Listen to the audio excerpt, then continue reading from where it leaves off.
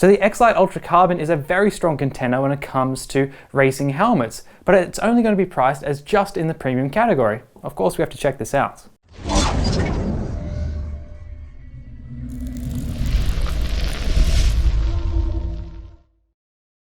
So this is the X-Lite X-803 Ultra Carbon. This is a full face racing cum sports helmet, which does very well on the track and off.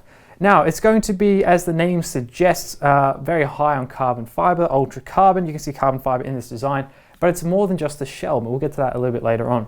Now, this is an improved version of the X-Lite 802RR, as the name suggests, 802 to 803. And there's going to be a few improvements that we'll talk about a little bit later on as well. With this helmet, it's going to come in at $530 RRP, making it just a bit more in that premium than the mid-range, which is a pretty interesting thing on this ultra carbon helmet. So if you want to see more on this helmet and a bunch of other motorcycle gear, then check out our live store, which opens every Wednesday. There you can talk with me live, you can win some champion cash, and you can get some heavy discounts on gear. Head to championhelmets.com/live store for more info.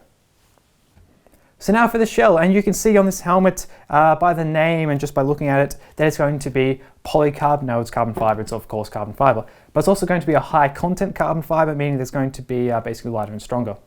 It has not yet been rated by Sharp, unfortunately, but it does have the ECE rating, which means it's going to be at least pretty tough. Now, when it comes to shell sizes, we do get 3, which is always great. And for weight, this is a size XL, what we weighed. And at the back here, there's a little tag. It says that it's going to come in at 1,400 grams with optionals included. Optionals being a little breath guard, pin lock, and so on. I did not include them, and this helmet came in at 1,446 grams, which was pretty interesting, little discrepancy there. Alright, so for the visor now, and it's going to be your pretty standard kind of racing visor. It's going to be anti-fog pinlock lens prepared, which is great. You get that in the box. No drop-down sun visor. You can lock the visor into position using these buttons here on the side. And there's no tear-off pins, which is interesting on a racing helmet. Now, the visor has been improved compared to the 802RR. It's going to be a bit longer, so it's basically just going to give you a bit more visibility.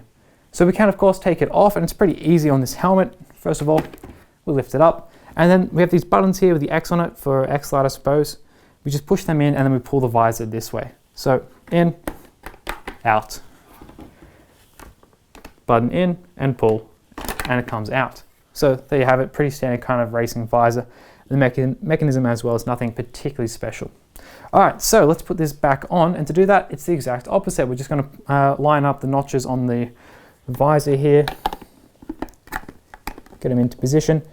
And it's going to, push on like that. And then we're going to do the same here. There we go. And it might not snap on straight away, but what you can do is just, once it closes, you can test to make sure it's on there pretty strongly. Give it a bit of push. If those buttons have popped, then it's on properly, and that one's popped as well. So that's how you change the visor. Alright, so let's look at the ventilation on this helmet. It's got plenty, as we expect, of a racing helmet. And once I pull the liner out, have a look at that EPS, you'll see how it all moves and flows through the helmet. First of all, we'll start at the chin, because we have 2 vents here. We have one here. It's going to allow a bit of air in, not a whole lot, just straight onto your chin. And then here we have, of course, the bigger vents. It's going to allow air to come onto your visor and also onto your chin. Up top, brow vent. Nice and simple. 2 scoops up here as well. You can see those. You can open them and close them pretty easily. Out the back of those 2 scoops as well, you do have an exit point, so it's going to allow air to escape.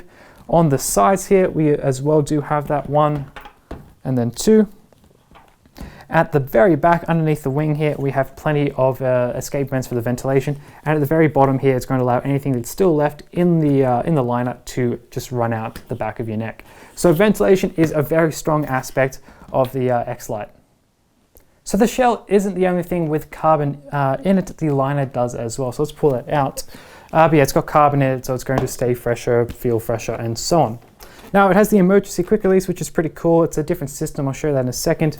Of course, we have a double D-ring as well. All right, so let's pull this liner out. I'll start here, cheek pads. I'm not going to use the emergency quick release at the moment. Save it for when you need it. Comes out. Little wind guard here. Just pulls out with 2 snaps. The headliner So the headliner at the front here, it has just 3 little clips that go into the shell, so you can see them there. All right, so let's pull this aside and have a look.